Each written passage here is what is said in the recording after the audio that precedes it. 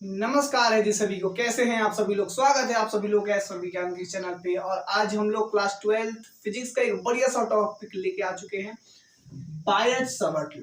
बड़ा ही आसान टॉपिक है, बहुत ही आसान। जो इसकी डेरिवेशन है वो है, इतने ज्यादा इसमें जो है कुछ स्टूडेंट्स इतने ज्यादा कंफ्यूज होते हैं कि लगता है कितना ज्यादा ये पहाड़ चीज है, कितना रॉकेट साइंस है। कुछ नहीं है, बिल्कुल हलवा है, मजा आने वाला है। बस आप इस वीडियो के एंड तक बने रहना, बिल्कुल आसान बना दूंगा। बायट-सावर्ट लॉ के जो टॉपिक है ना, बिल्कुल हलवा बना दूंगा, बिल्कुल आपके माइंड में नट बोल्ट की तरह फिक्स कर दूंगा। तो ध्यान से देखिएगा वीडियो को पूरा एंड तक। तो चलो स्टार्ट करते हैं। भाई सेल्फ राहुल शर्मा और एक बार अगेन मैं आप सभी लोगों को स्वागत करता हूँ इस विज्ञान के इस चैनल पे। तो चलिए स्टार्ट करते हैं, देरी ना करते हुए। ठीक है, तो बायट-सावर्ट लॉ क्या होता है, सबसे पहले समझो मेरी बात को सुनना ध्यान से। तसल्ली से बैठ जाओ, आराम से, कुछ नहीं करना, बस तसल्ली से सुनो और नोट डाउन करो। ठीक है, चलो।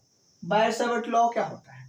तो बायट-सावर्ट लॉ एक ऐसा लॉ होता है, सुनना, बायट-सावर्ट लॉ एक ऐसा लॉ होता है जो, या कह सकते हो, अच्छा आसान भाषा में समझाता हूँ कि बायट-सावर्ट लॉ जो होता है ना, एक ऐसा लॉ होता है जो मैग्नेटिक फील्ड इंटेंसिटी को फाइंड आउट करने का काम करता है कोई भी करंट कैरिंग कंडक्टर में। नहीं समझे? देखो, मान लो एक हम कंसीडर करते हैं कंडक्टर, एक करंट कैरिंग कंडक्टर हम कंसीडर करते हैं। ठीक है, कोई भी करंट कैरिंग कंडक्टर हो सकता है, किसी भी शेप का हो सकता है।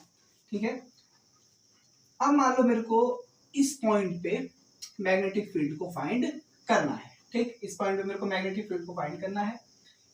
यहां से यहां तक की जो इसकी डिस्टेंस है वो r है। क्लियर, बिल्कुल आसान। ठीक है, इस पॉइंट को मान लेता हूं P, कि इस पॉइंट से इस P पॉइंट पे मेरे को मैग्नेटिक फील्ड को फाइंड करना है। ठीक है, फाइंड आउट करना है। तो कैसे हम करेंगे, क्या होता है इसका रूल, क्या होता है, सब बताता हूं, आसान बिल्कुल। तो सबसे पहले सुनो ध्यान से, मान इस पॉइंट से लेके इस पॉइंट तक मेरे को मैग्नेटिक फील्ड जो है फाइंड करनी है। ठीक, आसान, ठीक है, आसान, बहुत बढ़िया।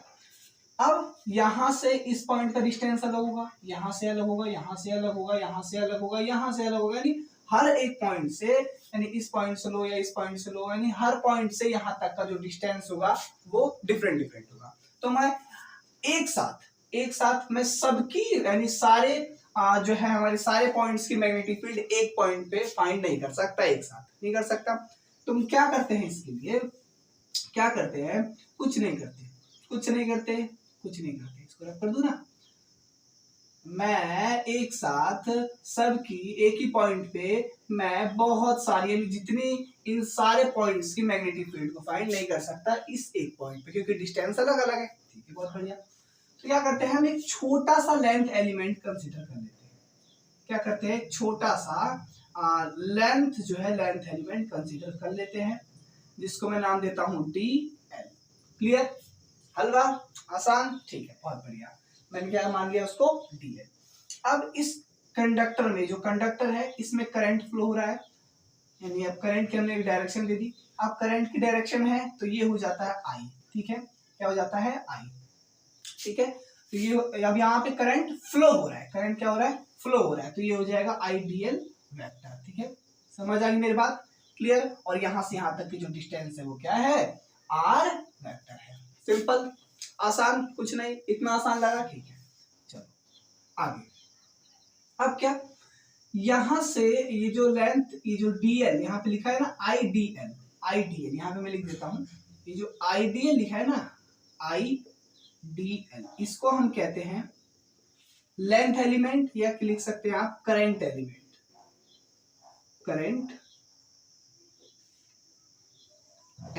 क्लियर, हलवा, आसान, ठीक है। अब इस पॉइंट पे, यानी कि मेरे को यहाँ पे मैग्नेटिक फील्ड को फाइंड करना है, तो मैं इसको क्या लिख दूंगा, DB वेक्टर। छोटी सी मैग्नेटिक फील्ड, छोटा सा हमने लेंथ कंसीडर किया तो मैग्नेटिक फील्ड भी छोटी सी बनेगी ना भाई। हाँ जी, बहुत बढ़िया। ठीक है, तो यही है हमारा बायट-सावर्ट law.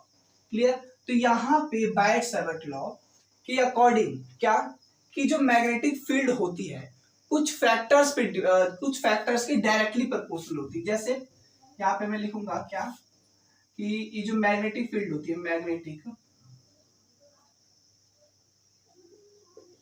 Field intensity is proportional to the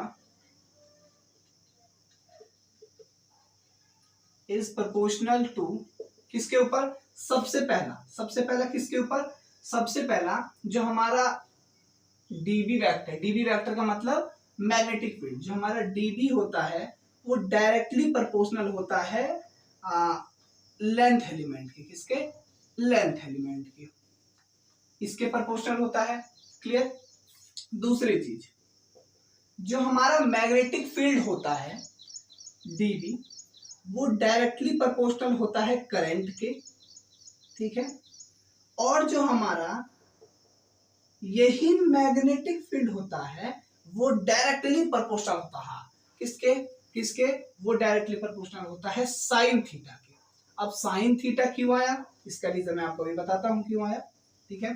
और चौथी चीज, फोर्थ चीज क्या? कि जो डीबी यानी कि मैग्नेटिक फील्ड जो है वो डायरेक्टली भी प्रोपोर्शनल होती है किसके? 1/r², यानी डिस्टेंस के स्क्वायर की भी जो है कि इनवर्सली प्रोपोर्शनल होती है।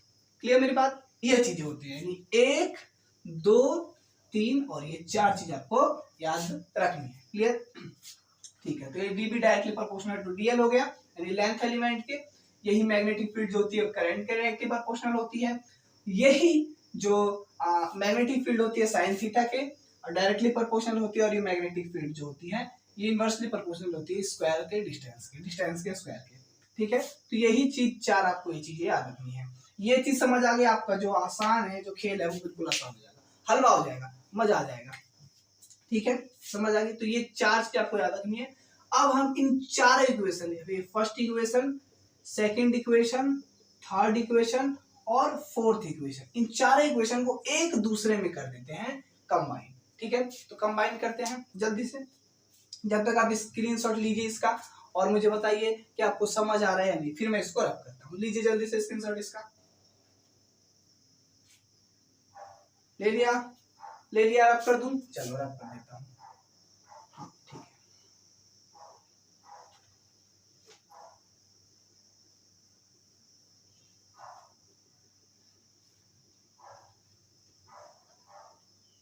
चलो इसको भी रब कर देता हूं, फिर मैं एक साथ लिख दूंगा इसे। ठीक है?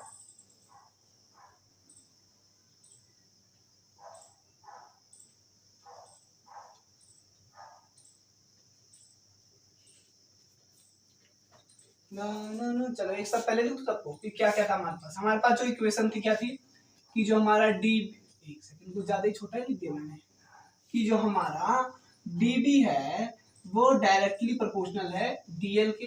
एक तो हमारे पास ये इक्वेशन थी। एक जो हमारा डीबी है वो डायरेक्टली प्रोपोर्शनल है करंट के। एक हमारे पास इक्वेशन ये थी। डीबी जो है हमारा डायरेक्टली प्रोपोर्शनल है साइन थीटा के। एक इक्वेशन हमारे पास ये थी। और यही डीबी जो है ये इनवर्सली प्रोपोर्शनल है स्क्वायर ऑफ डिस्टेंस के। 4 इक्वेशंस थी, पहली ये थी, दूसरी ये थी, तीसरी ये थी और चौथी ये थी। यही चारों थी, यही थी ना, यही थी। ठीक है? अब इन 4 इक्वेशंस को मैं क्या करता हूँ, कंबाइन कर देता हूँ। ठीक है? चलो कंबाइन कर देता हूँ मैं इसे। हाँ, कैसे करेंगे कंबाइन? देखो,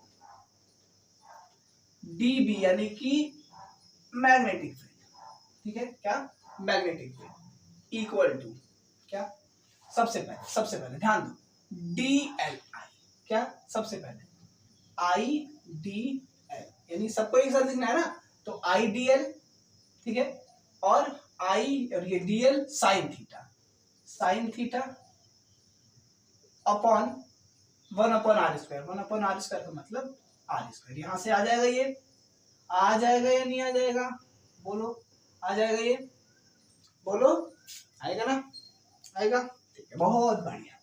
अब मेरे पास क्या आ जाएगा, यानी कि डीबी जो है वो इक्वल है I d l sine theta upon r² के। क्लियर? सॉरी, इक्वल है, डायरेक्टली प्रोपोर्शनल है, यहाँ पे डीबी डायरेक्टली प्रोपोर्शनल है ना। अब यहां से हम प्रोपोर्शनैलिटी का साइन हटाएंगे, तो यहाँ पे मेरे पास एक कांस्टेंट आएगा, और वो कांस्टेंट होगा μ0 अपॉन में 4 पाई। क्या आ जाएगा, μ0 अपॉन 4 पाई, और ये एज इट इज आ जाएगा I d l sine theta upon r²। ठीक है, आसान, बिल्कुल, बहुत बढ़िया। ये डायग्राम समझ आया ना? ठीक है, बस यही डायग्राम जो समझ गया, समझ लो वो कमाल कर गया एकदम। ठीक, तो ये आ जाएगा mu naught upon 4 pi ideal sine theta upon r square. Clear? ठीक है। अब सर ये म्यू नॉट अपॉन 4 पाई क्या है, ये कौन सी बला है? तो म्यू नॉट अपॉन 4 पाई जो है इसको बोलते हैं permeability of free space. Permeability of free space. Permeability, देखो आपने परमिटिविटी पढ़ा था। परमिटिविटी जानते हो? परमिटिविटी क्या होती है? ठीक है, तो पता है कि भैया इलेक्ट्रिक फील्ड की जो प्रॉपर्टी होती है, सॉरी जो परमिशन देने की प्रॉपर्टी, वो हमारी परमिटिविटी होती है। लेकिन यहाँ पे जो परमिबिलिटी है ये क्या है? तो मैग्नेटिक फील्ड की जो परमिशन देने की प्रॉपर्टी होती है उसको हम क्या कहते हैं? परमिबिलिटी। क्लियर? ठीक है, कुछ नहीं है ये। अब जो हम पॉइंट पे आते हैं, म्यू नॉट अपॉन 4 पाई आ गया यहाँ से। ठीक है, अब यहाँ पे जो म्यू नॉट अपॉन 4 पाई आया है, म्यू नॉट अपॉन 4 पाई, इसकी जो वैल्यू होती है, एक्चुअल वैल्यू वो होती है 10⁻⁷ टेस्ला मीटर पर एम्पियर। ठीक है, अब ये क्या है? ये टी जो है ये टेस्ला है, एम जो है ये मीटर है, और ये जो ए है ये एम्पियर है। ठीक है, करंट की यूनिट एम्पियर। क्लियर? ये तो म्यू नॉट अपॉन 4 पाई जो होता है क्या होता है कि 10⁻⁷ टेस्ला मीटर पर एम्पियर के इक्वल होता है। क्लियर? अब ये सर टेस्ला क्या है? What is Tesla? टेस्ला जो है मैग्नेटिक फील्ड की यूनिट है। Clear? Unit of magnetic field, यहाँ लिख दो unit of magnetic field. Magnetic field की क्या है? यूनिट है टेस्ला। क्लियर? इतना समझ आई? ये सारी चीजें समझ आई कि नहीं आई? पहले इतना बताओ। तो यही चीज, ये जो है म्यू नॉट अपॉन 4 पाई, यही हमारा क्या होता है? क्या होता है हमारा? बायट-सावर्ट लॉ। यही है हमारा बायट-सावर्ट लॉ, कुछ नहीं। ठीक है, ये समझ आ गया? इसी को कहते हैं हम बायट-सावर्ट लॉ। ठीक, हलवा बिल्कुल आसान, बिल्कुल। जो स्टार पॉइंट ऐसे बना रहा हूं बहुत इंपॉर्टेंट है, वैल्यूज आपको याद रखनी पड़ेंगी। चलो, बहुत बढ़िया। तो ये चीज और ये चीज आपको, ये दोनों, यानी पहली चीज ये और दूसरी चीज ये दोनों आपको याद रखनी है। टेस्ला किसकी यूनिट है ये भी आपको याद रखनी है। ठीक है, इसकी यूनिट क्या है, यानी कि परमिबिलिटी की यूनिट क्या है, ये भी याद रखना है आपको। ठीक, यानी एक चीज, दो चीज और तीसरी चीज, यानी टेस्ला आपको याद रखना है इसके अंदर। और ये डायग्राम समझ आ गया नहीं, जिसको समझ ले वो कमाल कर गया, उसने दुनिया पलट दी। बस यही चीज है। एक बार मैं इसको दोबारा समझाता हूँ क्या होता है। कि देखो, ये होता है हमारे पास एक करंट कैरिंग कंडक्टर, किसी भी शेप का हो सकता है, किसी भी शेप का हो सकता है। अब मान लो इसमें किसी एक पॉइंट से, मान लो इस पॉइंट यानी इस पी पॉइंट तक मेरे को मैग्नेटिक फील्ड को फाइंड करना है। सिंपल, मैग्नेटिक फील्ड को फाइंड करना है। ठीक है, बहुत बढ़िया, समझ आ गया। ओके जी, ठीक है। तो अब क्या, हर पॉइंट यानी कि इस कंडक्टर किसी पॉइंट से अगर मैं देखूंगा तो इस पॉइंट तक का डिस्टेंस अलग होगा, एक जैसा तो होगा नहीं होगा ना? नहीं होगा ना? ठीक है, बहुत बढ़िया। तो यहां से यहां तक का डिस्टेंस आर ले लिया। तो हम क्या करते हैं कि डिस्टेंस जो है अलग अलग होगा हर पॉइंट से। तो मैं इस एक पॉइंट पे सारी मैग्नेटिक फील्ड को एक साथ फाइंड कर नहीं सकता, नहीं कर सकता ना? तो क्या करते हैं, छोटा सा लेंथ, सारी लेंथ नहीं, छोटा सा लेंथ कंसीडर कर लेते हैं, जिसको हम देते हैं डीएल वेक्टर नाम दे देते हैं। क्लियर? हलवा बिल्कुल आसान एकदम। ठीक है, आगे देखो। अब आईडीएल वेक्टर आ गया। अब यहाँ पे करंट फ्लो हो रहा है, करंट फ्लो हो रहा है तो आई आ गया, यानी करंट के साथ ये मल्टीप्लाई में हो जाएगा। अब ये हो जाएगा करंट एलिमेंट बन जाएगा। इसको करंट एलिमेंट कहो या लेंथ एलिमेंट, दोनों कह सकते हो। ठीक है, तो यहाँ से यहाँ तक मेरे को मैग्नेटिक फील्ड फाइंड करनी है। तो यहाँ पे छोटी सी, यानी छोटा सा लेंथ है, तो छोटी सी मैग्नेटिक फील्ड फाइंड करनी होगी। तो इस पॉइंट पे मेरे को छोटी सी, यानी डीबी वेक्टर, डीबी वेक्टर क्या है, छोटी सी मैग्नेटिक फील्ड है। क्लियर? समझ गए? तो यही चीज आपको समझनी है, उसके बाद तो ये अपने आप ही फ्लो में चलता चला जाएगा। अच्छा हाँ, एक चीज और कि यहाँ पे साइन थीटा क्यों आया, साइन थीटा क्यों आया, है ना? चलो इसका रीजन मैं आपको समझाता हूँ। पहले आप इसका स्क्रीनशॉट लो, फिर मैं आपको इसका रीजन समझाता हूँ। जल्दी से ले लो, ले लिया स्क्रीनशॉट, ले लिया, रब कर दूं? चलो रब कर देता हूँ। ले लिया ना स्क्रीनशॉट, ले लिया ना, बहुत बढ़िया ले लिया। चलो जी,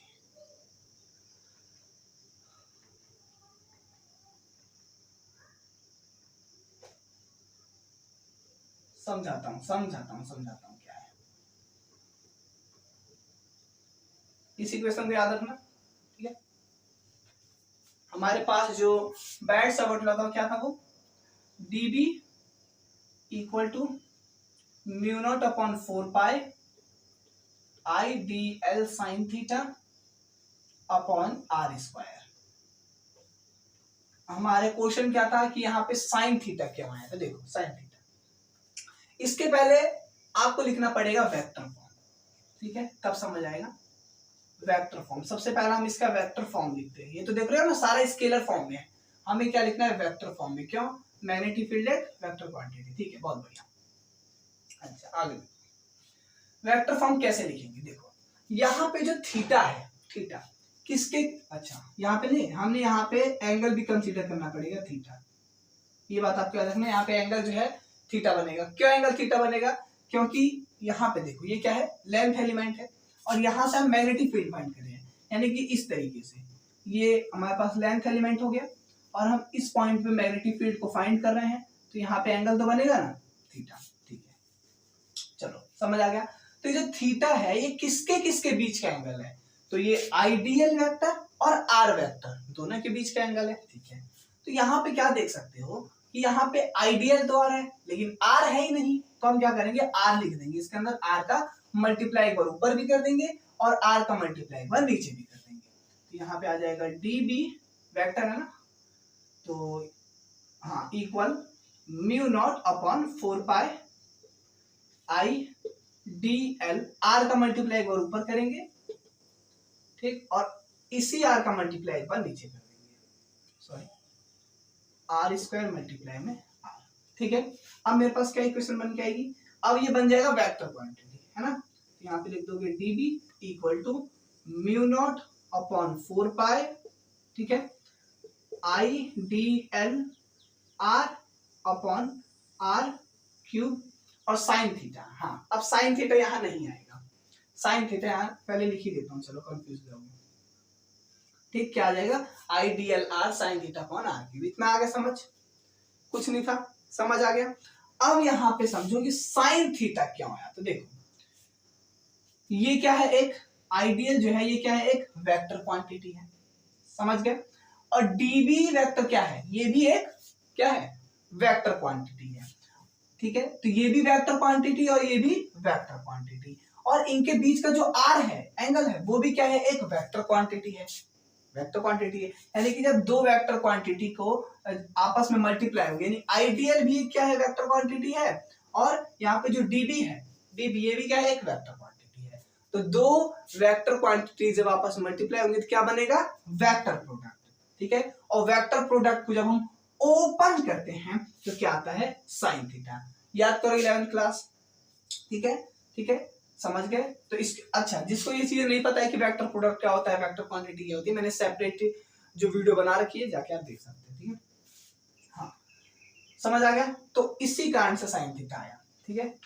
दोबारा समझाता हूँ, ये भी एक वेक्टर क्वांटिटी, ये भी एक वेक्टर क्वांटिटी है, ठीक है। तो vector quantity vector quantity vector product, और वेक्टर प्रोडक्ट को ओपन करोगे तो साइन थीटा आ जाएगा, ठीक है, ठीक है। तो अब मेरे पास क्या आ जाएगा, dB vector, sorry dB equal to mu naught upon 4 pi I d l into r upon r cube. यहां से साइन थीटा हटेगा और एक क्रॉस प्रोडक्ट हो जाएगा, और यहाँ पे आ जाएगा एक वेक्टर क्वांटिटी बन जाएगा, क्योंकि वेक्टर क्वांटिटी में ही तो, वेक्टर प्रोडक्ट में ही तो क्या आता है, क्रॉस प्रोडक्ट आता है।